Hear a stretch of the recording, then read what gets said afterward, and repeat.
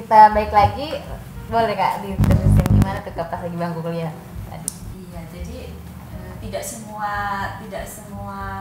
orang gitu ya seperti Bang Giman itu yang memang sudah passionnya dari awal kuliah ya, gitu ya. Ya. Jadi kalau saya tipe yang pada waktu itu tidak terbayang untuk berdagang itu, dan untuk memulai itu perlu effort ya. Ketika kita memberanikan diri menawarkan barang, itu tidak mudah loh. Iya. Gitu, saya merasakan ya. Biasanya ada gengsi-gengsi gitu ya kayak. Gimana tuh Kak cara ini tuh Kak?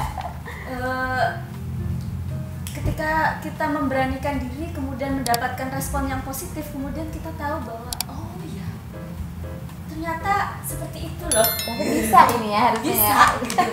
Ternyata hanya seperti itu gitu. Kita bisa melakukan gitu. Iya. Sebenarnya secara tidak sadar gitu ya kayak. Betul. Ya poinnya di situ saya pikir keberanian untuk mencoba sesuatu yang baru, dan kita yakin bahwa itu adalah sesuatu yang baik yang tidak perlu membuat malu atau apa gitu. Iya. Kita coba aja gitu. Betul. Karena kita ini ya, ada yang diberikan juga betul. Gitu kan. Awalnya masih malu-malu, posting aja di Facebook gitu. Posting di Facebook. Lihat tes water dulu gitu ya, tes water dulu ya. Iya. Betul. Tapi itu yang kemudian memberikan keberanian gitu. Ketika teman-teman dalam network kita memberikan respon yang positif, kemudian kirim pesan gitu, itu kali kamu jual nggak sih gitu, jual aja aku mau pesan.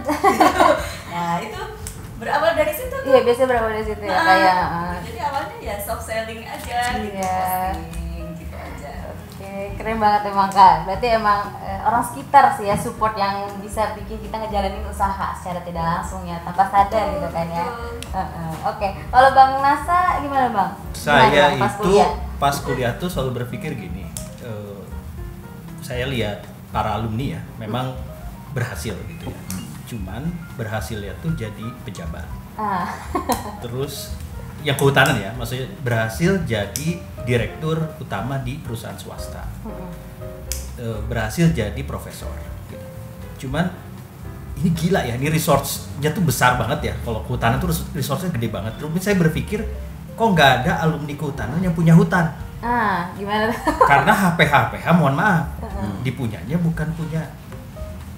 Saya belum ketemu alumni yang punya HPH, tuh belum ketemu. Yang punya HTI itu yang punya ya, owner ya. Iya. Itu saya belum ketemu. Gitu. Karena memang mungkin kita dididiknya ya sebagai mindsetnya dulu memang sebagai pegawai. Gitu. Nah itu yang sampai sekarang saya rasa penasaran saya gitu, dan itu yang mendorong apa sih bisnis model yang bisa dikembangkan dalam kawasan hutan gitu. Tapi untuk mendapatkan hak gitu ya, jadi di Indonesia ini yang berhasil tuh yang punya hak. Ya nggak? Betul. Iya benar. SHM. Iya. Jadi yang punya hak gitu. Nah bagaimana mempunyai hak ini tuh bagaimana gitu. Nah saya masih jauh banget itu untuk menuju ke sana. Cuman cita-cita saya sebenarnya nggak tahu kapan tercapai gitu ya, moga-moga ini jadi starting point. Itu udah 20 tahun nih cita-cita kayak gini. Saya pengen jadi yang punya hutan atau pengelola hutan, dikasih hak sama negara gitu untuk mengelola hutan. Tapi mengembangkan bisnis model yang memang bisa berdampak ke masyarakat, ke economic development, ke buat profit gitu kan. Nah itu gimana? Nah di kuliah mikirnya gitu aja terus. Makanya di setiap profesi yang berganti-ganti saya cari pengalaman ke sini ya, sekalian cari source funding nyarinya ke sini, marketing nyarinya ke sini, temanan sama sini gitu. Ya mencoba mengkoneksikan itu gitu. Di luar negeri maupun di dalam negeri gitu. Cuman belum bisa. Bertahap ya Bang. Ya, walaupun banyak teman-teman juga di Manggala, di KLHK gitu, banyak teman, cuma belum ada yang mau ngasih hak ke saya. Emang kita haknya Bang. SHM itu belum dapat ya Bro? SHM itu belum dapat? Bukan, IUPHH. Oh IUPH ya. Oke. HGU juga nggak apa-apa Bang. Kalau ada HGU yang gede nggak apa-apa. Jadi saya sekarang memang bisnis modelnya pengembangannya, saya punya PT, bikin PT sendiri, pembangunan hutan berkelanjutan. Jadi itu nantinya replikasi memang banyak yang nganggur nih. Oke, saya assess. Saya sama-sama teman landscape nih biasanya assess untuk kalau perumahan kan ada highest and best values-nya ya dari suatu lahan. kita assess itu ya kita perlu sama orang ekonomi juga kan, gimana mengakses visibility-nya dan lain-lain. Oh ternyata bukan ternak, mungkin pengembangan daerah wisata atau apa. Jadi saya adalah kecil-kecilan konsultan seperti itu yang bisa memang melihat menerawang sih kan. Jadi kan memang bisnis itu kita harus bisa menerawang gitu. Menerawangnya jangan kelamaan gitu. Harus harus dijalankan gitu kan. Kan intinya kan hidup ini kan nerawang, ngopi gitu kan. Sama ya ini ambil decision gitu. Iya. Oke, mantap banget, Mas. Nah, kalau jangan ditiru terlalu koboi kadang-kadang. Tapi emang kalau bisnis tuh nggak semuanya langsung instan jadi ya Bang, kayak ada prosesnya yang panjang gitu kan Bang ya. Tapi emang yang mahal itu prosesnya gitu kan, jadi banyak belajar ya Bang ya. Tambah lagi tadi Bang Nasar kan juga kesana sini buat belajar juga, nyari networking gitu ya Bang ya. Iya. Oke, gimana Bang Kiman? Iya, mungkin lanjut ya Bro ya. Apa kira-kira tantangan terbesarnya Bro sampai sekarang? Ini udah jalan berapa tahun ya? Kalau yang kambing ini saya dari 2018 ya. Berarti udah mau 4 tahun lah ya, 3 tahun 4 tahun ya. Pertama trial banget trial, yang baru bisa jual tuh tahun 2020 kemarin. 2020. Sekarang misalnya Idul Adha ini dong ya. Idul Adha nih sekarang Covid, lucu juga nih marketnya gitu. Karena ya kita akhirnya buka pemotongan sama ininya di kandang gitu, dan kita edukasi nih 100% grass feed gitu. Karena di Amerika, di Eropa tuh udah mulai laku nih 100% grass feed ini, karena kan banyak, ya mohon maaf ya, banyak jagung kita kan GMO juga gitu kan. Ya kita makan tempe tuh GMO gitu. Saya nggak bilang GMO itu jelek gitu, cuman kan kita nggak tahu ya ininya gitu. Dan memang perlu edukasi di situ, dan edukasi yang sangat simpel. Nah, tantangan tuh memang terus terang kalau kita ini UMKM trap ya. Gitu. Jadi mungkin kalau dari dari startup ke menjadi triathlon, decathlon apa itu, unicorn apa itu, ada lag di situ gitu. Dan itu tuh ada satu titik yang memang dari pembiayaan, misalkan saya banyak mendekati seperti fintech ya, kayak iGrow macam-macam. Cuma mereka nggak mau investasi di kandang sama infrastruktur. Mereka maunya cuma investasi di kambingnya doang. Gila aja resikonya dan lebih mahal gitu. Saya hitung-hitung 18%. Saya mendingan ngambil syariah dan riba, Bro. Gini-gini udah mulai sadar riba. Harus sadar, itu harus sadar. Udah mulai tua loh, 63 paling umur 70 gitu kan. Karena saya terus terang, saya sempet ini bukan curhat nih, curcol nih. Coba ngambil yang komersial seperti itu. Ternyata ini saya jadi barokahnya kurang. Jadi, dan kita ibaratnya ketika usaha pertanian apalagi ya, ketika nafsu dan misalnya lagi proses penggemukan atau pembibitan, mau nggak mau uang itu kayak bangun rumah kan, men. Nggak mau harus nggak bisa berhenti kan. Iya, ngalir terus kan, gitu kan. Kita kayak bakar duit terus kan, bok sampai panen kan. Nah, mau nggak mau harus ada minjem kan, gitu kan. Ya walaupun ada kolateral gitu. Nah, di situ biasanya kebelit gitu. Untung nggak ada mata elang nyari motor saya, nggak ada gitu, atau mobil saya, karena mobil saya mobil tua juga gitu. Saya nggak punya kreditan gitu. Nah, itu yang gimana sih nih financing ini nih buat UMKM tuh yang lebih relax, lebih fleksibel gitu. Misalkan kita bisa ambil di modal ya, bukan bulanan dong, bayarnya pas panen dong. Terus resharing dong gitu dong. Terus lu mau juga dong investasi di infrastruktur dong gitu loh. Jadi ya itu sih sebenarnya gitu, satu. Yang kedua, kalau memang market bisa dicari ya, banyak platform dan lain-lain gitu itu. Nah, ini jaringan inilah, apalagi jaringan alumni ya, kita ada ternak demand di mana gitu, gimana gitu. Jangan sampai tapi yang ternaknya lebih kalah dari caloknya gitu loh. Ini kan lebih banyak menang caloknya kadang-kadang kan. Nah, ini gimana nih platformnya gitu. Banyak sih platform seperti ya Ekosis macam-macam gitu. Cuman saya lihat edukasi grassfeed nih belum. Jadi saya memang lebih banyak cari yang komunitas ya. Jadi ada memang komunitas yang grassfeed, dia cari susu grassfeed dan lain-lain ya. Kita coba masuk ke situ gitu. Dan saya tuh lihat kambing ini tidak menjadi makanan harian dan rumah tangga, nggak kayak ayam, nggak bisa beli mentah. Orang lihat survei market survei itu harus makanan jadi gitu. Jadi mau nggak mau saya harus invest nanti ke depannya, mungkin cafe barbecue atau apa gitu. Nah, ini saya lagi ngerintis lah, lagi nyari gimana, pelan-pelan bener ya, pelan-pelan, nggak boleh nafsu lah intinya gitu. Nafsu, kebelit utang, nanti ikut ceramah Yusuf Mansur jadinya sedekah, repot gitu, jangan. Jangan, Step by step. tenang aja Iya, gitu. benar. Ya tenang, kalem, jangan nafsuan. Udah itu doang. Sama banyak teman aja. Iya. Berarti kalau kita bisa petakan gitu bro ya, masalah yang dihadapin itu lebih pada apa yang paling dominan itu? Tentu pekerja ya. Pekerja ya? Iya. SDM berarti ya? SDM. Oh. Karena gapnya gede banget. Oh. Kita yang sebagai, ya mohon maaf ya, kita maksudnya punya background edukasi, terus yang ya nggak usah jauh-jauh lah. Iya. Bogor Barat, di mana ya kita nggak, ya kita tahu sendiri ya, maksudnya gap edukasi dan lain-lain tuh banyak. Dan mereka udah banyak, kalau misalnya petani itu udah banyak apa ya, dia nyaman dengan apa yang sudah dilakukan. Untuk merubah transformasi itu perlu waktu, perlu kesabaran gitu. Berarti ada hubungannya juga dengan dunia pensuplai SDM bro ya? Betul. Jadi ya, terutama orang IPB nih. Betul. Jangan alumni peternakan nggak senang berternak gitu ya? Dan juga perlu mekanisasi bang. Oh. Karena ya sekarang ini kan lucu ya, misalnya saya baru belajar juga, Ya, misalnya cut and grass. Kalau pakai arit, kambingnya mau makan. Pakai yang baling-baling mesin, dia nggak mau makan. Dia harus pakai yang memang kayak silinder gitu. Iya. Kita belajar juga, ini kenapa sih nggak mau makan ini? Oh ya kita coba gitu. Jadi yang practical, affordable gitu. Affordable tuh biasanya alatnya bisa ke apa ya, sesuai lah gitu. Jadi bukan alat berat yang bagaimana, yang bisa secara efisien.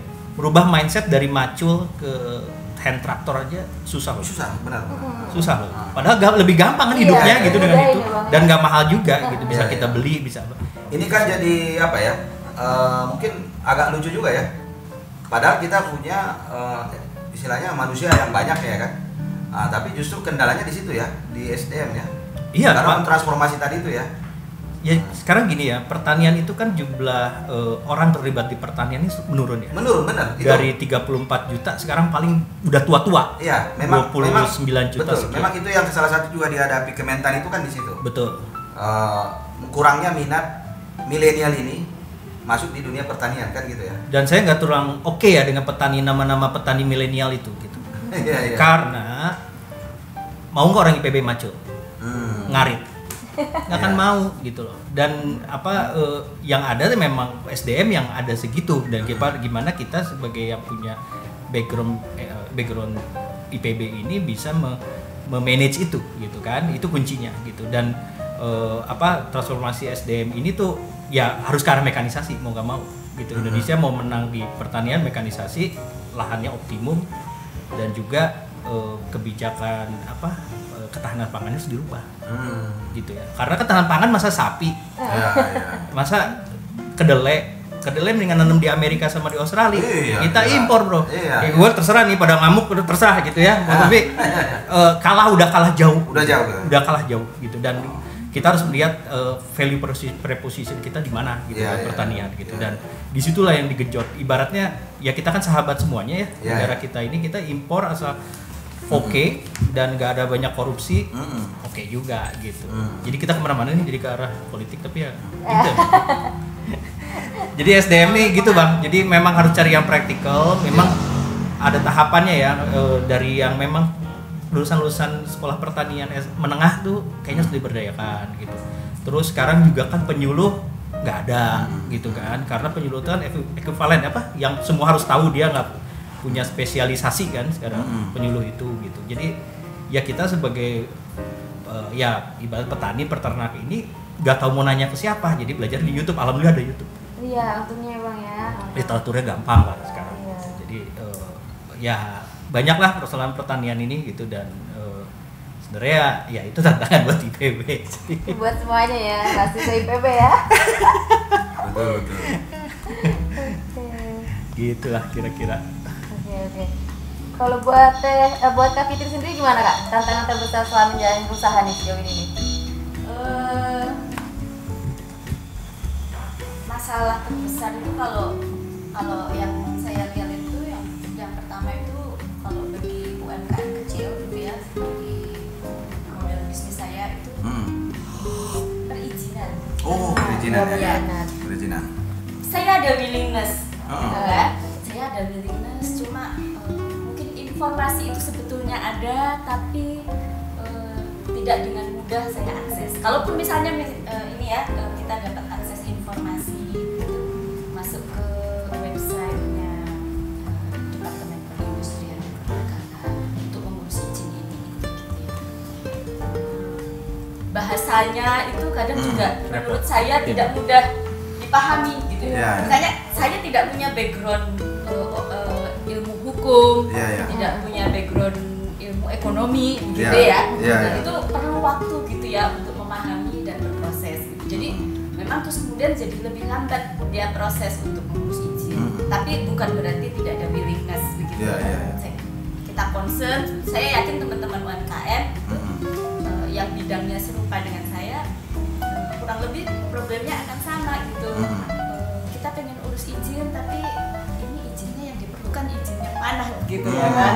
Mana dulu yang harus diurus gitu ya. Hal-hal seperti itu, edukasi seperti itu sangat penting dan itu tidak, informasinya itu mungkin ada online tapi scatter di sana sini gitu kan. Dan itu kita perlu investasi waktu dan energi untuk mendapatkan itu.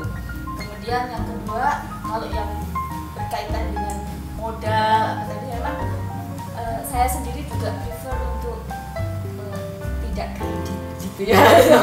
Jadi berusaha untuk lebih baik berkolaborasi gitu ya. Kalau berkolaborasi oke, gitu. Tapi memang berusaha untuk tidak berhutang. Itu memang kemudian jadi agak lebih lamban gitu kan, karena untuk menemukan partner kolaborasi yang cocok itu juga tidak mudah gitu kan. Menyatukan visi misi itu ya berat ya. Sama seperti misalnya kalau untuk yang di Medina Farm itu ya, misalnya saya sudah punya partner yang dia oke sevisi misi dengan saya gitu ya, bahwa kita memang ada peternakan kecil ini memang kita taruh yang di desa begitu kan. Itu untuk anak-anak muda itu supaya mereka selesai sekolah, lulus SMA, mereka tidak ke kota gitu kan. Dia lah dikerjakan aja, kita mulai dari yang kecil-kecil gitu kan, ambil telur gitu, terus kita cari pasar untuk menjual gitu ya. Terus kemudian setelah ini jalan, kita perlu support kepastian supply gitu ya. Peternak langganan kita di Sumatera itu ada masa-masa yang mereka tidak bisa mensupport full begitu ya. Akhirnya kita belajar untuk membuat peternakan sendiri juga kecil begitu ya, untuk mensupport bisnis kita. Kita ingin itu kebermanfaatannya kepada masyarakat lebih besar gitu ya. Jadi kita open aja ke tetangga kiri kanan. Kadang ibu-ibu rumah tangga itu ketika melihat ternyata memelihara puyuh seperti itu kok hasilnya lumayan, boleh nggak ikut piara? Boleh, kita share gitu ya, bibit kita ketika kita mendatangkan mereka piara mulai dari 10 ekor, 20 ekor gitu ya. Terus telurnya dititip ke kita untuk dijualkan, karena kita juga memang punya kayak yang divisi yang untuk memasarkan gitu ya. Jadi itu kolaborasi gitu ya, kolaborasi yang menurut saya sangat bermanfaat. Pada Skinsy maupun Dapur Simbo itu saya ingin menerapkan hal yang sama, cuma memang belum ketemu partner yang cocok gitu. Pada satu poin gitu, memang kita sudah mulai ada kolaborasi dengan ada salah satu alumni juga yang dia punya bisnis kosmetik, jadi kita supply ke perusahaannya untuk bahan skincare gitu ya. Dia juga concernnya sama natural skincare juga, jadi karena kita sesama alumni kita saling inilah ada kepercayaan gitu ya satu sama lain. Nah sudah berjalan 2 tahun sekarang alhamdulillah gitu. Nah itu dengan partnership yang seperti ini, lebih banyak berpartner, itu akan membuat usaha tumbuh lebih cepat harapannya gitu kan. Sama seperti sekarang ketika sedang masa COVID ini, sebetulnya pasar itu kan terpukul ya.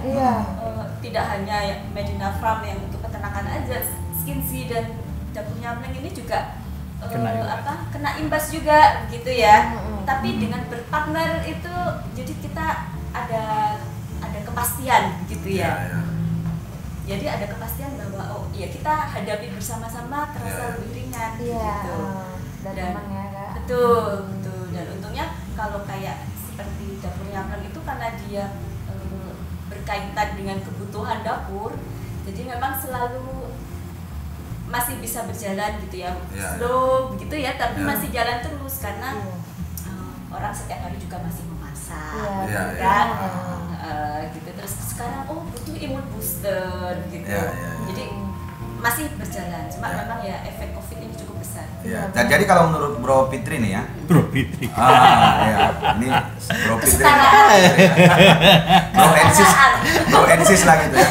Jadi dalam memulai bisnis ini mana modal utamanya yang lebih dominan? Apakah misalnya kalau tadi Bro Nasir kan udah bilang mungkin udah 1 Innova lebih ya itu ya. Gitulah. Kalau saya itu sering gini. Sebenarnya kalau saya tuh justru modal utama kita berbisnis itu bukan uang gitu ya. Tapi memulai. Itu satu, tapi juga mengoptimalkan kepemilikan. Kalau menurut Mbak Fitri gimana? Di mana yang lebih dominan modal awal kita berbisnis? Maksud saya itu kan tadi kan kalau mengoptimalkan kepemilikan itu tadi kan termasuk networking ya kan? Oh iya. Termasuk tadi bermitra dengan teman kan gitu ya. Jadi kalau Bro Fitri sendiri gimana? Menurut saya itu juga merupakan suatu yang sangat penting dan apa ya? Memang keberanian saya berbisnis awalnya berawal dari situ gitu. Karena kita ngobrol ketemu partner ya, terus kita punya visi misi sama, ayo kita mulai aja gitu. Belum ada bayangan tuh, ya kita hitungannya kasar aja gitu. Oh ya kita bisa lah ini. Berani nggak? Berani kita jalan. Karena kalau terlalu lama juga ya dihitung, nggak jalan-jalan gitu ya. Jadi kita ada plannya gitu ya. Tapi nggak usah yang terlalu muluk atau bagaimana gitu ya. Ayo kita mulai aja gitu. Sepanjang kita itu tadi ya berani memulai ya nanti karena ini terutama nih kayak model-model parah ini. Kalau nanti disampaikan bahwa modal utamanya itu adalah uang, itu kan ya pasti yang pemula kan berat kan gitu ya. Saya sendiri juga merasakan itu. Karena saya dari mahasiswa sampai sudah tamat, saya ya uang tuh pasti ya kan. Tapi bukan itu yang utama. Kalau saya cenderung mengoptimalkan kepemilikan. Jadi misalnya kayak kita nih alumni PB, ya kita cari alumni PB dulu ya kan. Saya orang Medan, kita cari jaringan-jaringan orang Medan kan gitu ya kan. Masih ada jalannya sih. Gitu ya. Sekarang kalau Bro Nasir gimana? Apa yang lebih dominan modal awal memulai bisnis itu? Sebenarnya satu keluarga ya, apalagi udah keluarga ya. Itu keluarga itu. Bini kurang-kurang. Ibaratnya kalau laki ini harus ada duit laki gitu. Duit laki yang dingin gitu, uang dingin. Nah, itulah baru yang ini kan gitu. Cuman kalau kita ngambil uang dapur, wah bisa repot gitu kan gitu urusannya gitu. Kayak Mbak Farah ya cari suami sultan. Jadi kalau misalnya amin kan gitu kan. Terus yang terutama ya lihat dulu apa yang kita punya. Terus kita punya visi apa. Terus dibuat planning yang realistisnya seperti apa. Ya yang ngajak partner, ngajak ngobrol ke sana kemari dan tentunya ya keluar dari zona nyaman. Itu yang paling utama, keluar dari zona nyaman. Ya maksudnya saya ibaratnya kalau ke kebun saya ya saya tidak, maksudnya saya tidur di cabin gitu dan untuk memulai ini gitu, dan kita harus enjoy dan passion gitu loh. Makanya mau buruk mau apa kalau kita dablek gitu ya, dablek dan kita maksudnya memang kuat keinginannya gitu, mau rugi udahlah apes lah, lagi apes udah gitu, nggak usah gimana ya buah apes nih gini-gini gitu, menyesali diri gitu, forget it lah, nggak bisa. Lu bukan ya harus berani intinya, berani nekat tapi jangan terlalu nekat banget gitu, nanti kalau bangkrut temen juga ya. Memang harus dipisahkan ya, yang untuk bisnis sama apalagi punya keluarga ya, intinya ya kita harus keluar dari zona nyaman sih. Kalau yang harus benar-benar ya ibaratnya kayak misalkan saya cari bahan kandang pun cari sampai bahan bekas terus cari cabin juga, misalnya papan juga saya bekas jalan tol Cikampek. Ya kita pintar-pintar lah nyari-nyari gitunya gitu, saving cost terus cari kerjaan lain yang memang gua mau ambil konsultan ini nih tapi duit dari sini buat modal ke sini gitu. Jadi ya memang banyak cara, jadi nggak salah kalau misalkan kita sambil kerja tuh nggak salah. Karena banyak rumus juga bilang, "Oh, lu harus 100% bro, nggak bisa disambi sama kerja." Tapi lu modal dari mana? Lu punya kolateral apa? Gitu loh. Bokap lu sultan bukan? Kan gitu. Jangan gara-gara baru ikut seminar kewirausahaan tiba-tiba mau berhenti kerja. Konyol lah gitu. Ini yang sering masalah gitu loh. Jadi memang semuanya itu harus berproses. Betul. Ya kan? Apalagi mungkin saya menangkap yang dibilang Bro Nasat tadi, apalagi kita level kita ini kan mungkin udah berkeluarga lama gitu bro ya. Tiba-tiba mau terjun ke situ kan harus diskusi juga dengan keluarga. Jangan nanti gagal atau gimana saling menyalahkan kan gitu ya. Ini juga saya kira penting ini untuk teman-teman kita 34 karena di usia kita ini memang udah mulai jenuh juga kerja gitu loh kan. Pasti. Tapi jangan langsung drastis tiba-tiba berhenti kerja. Itu kan nanti belum tentu karena gini, kalau saya sering sampaikan bro, untuk terjun di bisnis itu juga ada SPP-nya. Kita kuliah juga ada SPP-nya. Jadi nggak mungkin langsung berhasil. Betul. Kalau semua langsung berhasil, mungkin juga kita jadi takabur nanti kan gitu ya. Dan itu hanya kisah inspirasi aja bro. Kalau yang langsung berhasil itu hanya kisah inspirasi. Kalau inspirasinya berhasil, Indonesia itu udah nggak ada orang miskin. Jadi ya kan Indonesia ini kan sulit ya, misalnya kan yang paling kaya ini 1% doang. Dari menengah menjadi atas tuh sulit. Yang ada pun misalnya, lu jadi kaya, inspirasi doang gitu, nggak bisa untuk berlaku semua gitu. Dan ya itulah kita bejo kita di mana gitu loh. Itu doang. Kalau inspirasi. Jadi jangan ikut seminar motivasi kalau menurut saya. Saya mohon maaf ya yang punya bisnis itu, sorry mohon maaf. Tapi menurut saya gimana kita punya keberanian sendiri. WPD, keberanian, fight gitu. Pantang menyerah. Udah gitu. Benar-benar. Karena kalau dimotivasi itu jangan cemas. Jangan.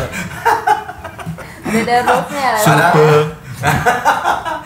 Ini bagus nih. Kita ini kan lebih pada true story ya, bro ya. Makanya ini kita di bisnis Talk IPB 34 ini kita datangkan nih teman-teman pelaku bisnis gitu ya. Datangkan pelaku bisnis, kan pasti pengalamannya berbeda.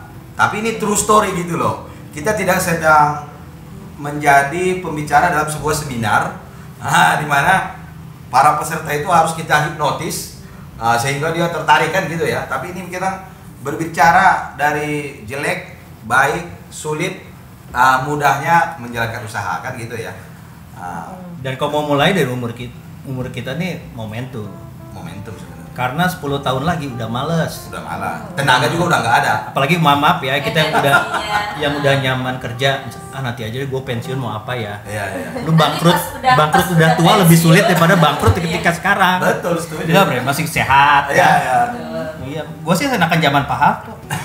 Masih muda. Bukan Pak Hartonya, gue masih muda.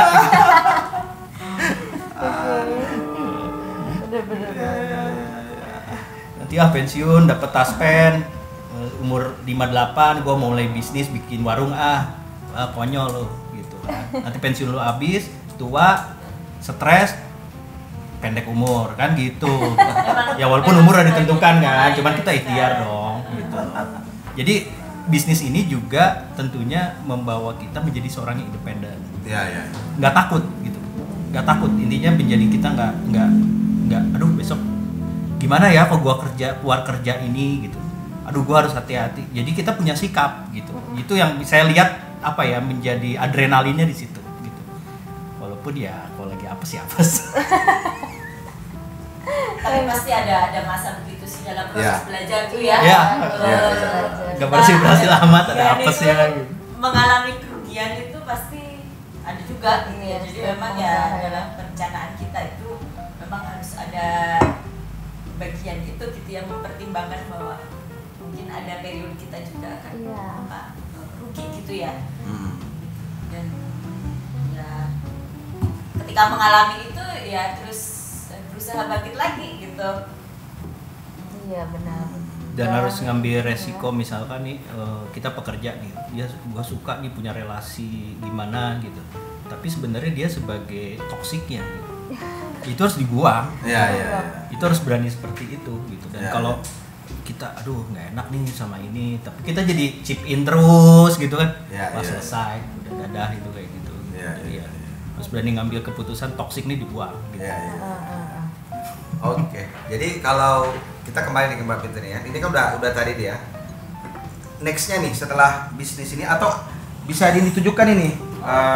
Ini apa sih? Dikenalkan dong. Oh iya, yang ini boleh Mbak diminum Mbak? Label. Boleh. Dijelaskan dong satu-satu. Ready sebetulnya, cuma ini banyak loh ini produknya. Labelnya Teman-teman belum ready. Banyak ini produknya nih. Boleh ya? Boleh. Jangan dikocok.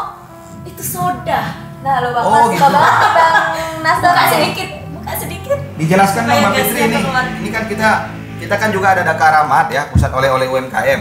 Siapa tahu bisa kita kolaborasi kan? Iya. Nah, dijelaskan deh. Oh iya, kemarin kita juga Skinzy. Ini udah jalan berapa tahun tadi? Ini sudah mulai 3 tahun ini. Oh, 3 tahun ya. Oke. 3 tahun sekarang.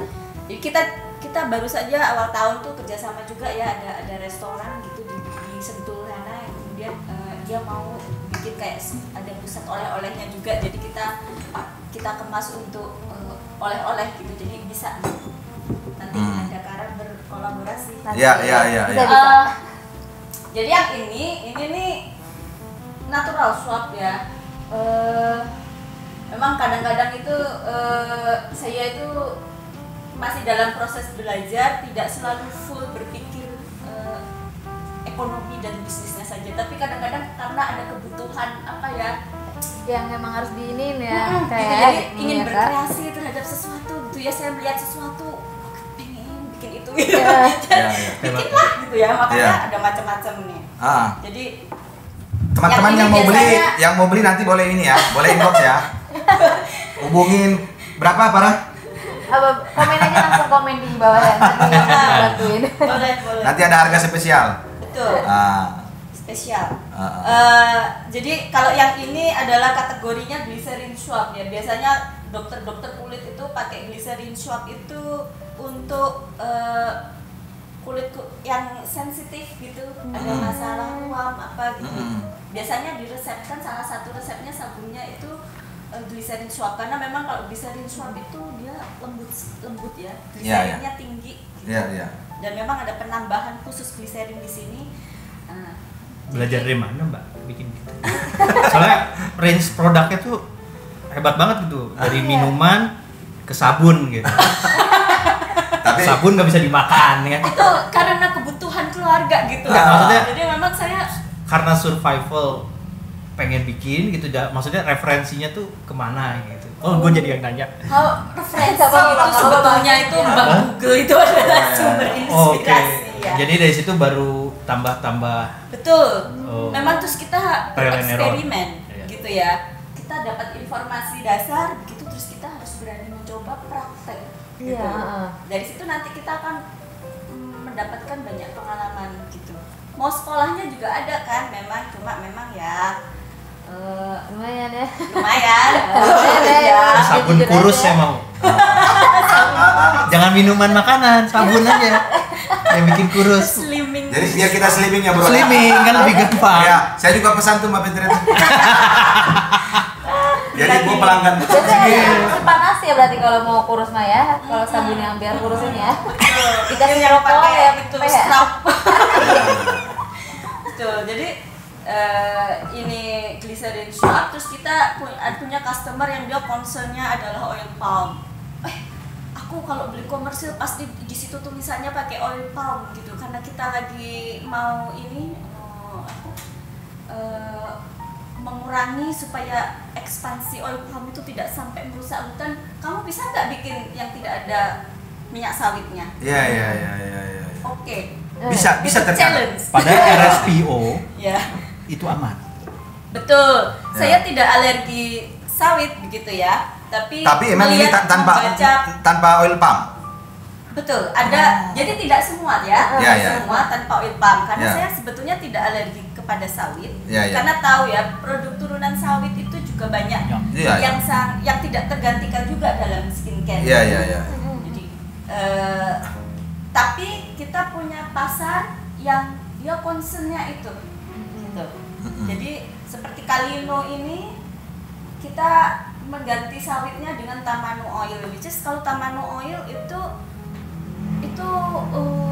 kita juga mensupport petani lokal kita gitu ya.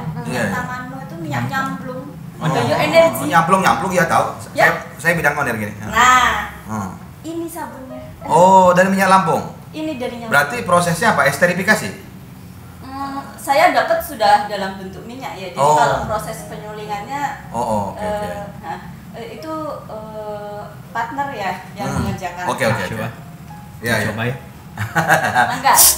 Ya, ayo sambil kopi ya kita cobain ya. Ini sekali minum apa bagaimana? Itu herbal, jadi semacam tonik. Jadi sehari Bang? sebotol lah. Langsing. Membuat langsing. Antara jamu sama Coca-Cola. Nah, Karena Coca-Cola juga pakai pala ya. betul. Dan ini Coke-nya ini mirip Ya. mirip Coca-Cola. Itu karena untuk membuat orang yang tidak suka minum jamu mau minum imun booster yang dari herbal. Jamu varian baru jatuhnya. Ini ke ginjal aman ya? Lebih modern ya. Ke ginjal aman ya? Aman. Insya Allah. Tapi yang ini tidak untuk diminum ibu hamil yang sedang menyusui karena dia ada bambunya, daun bambu. Oh. Jadi ada daun bambunya.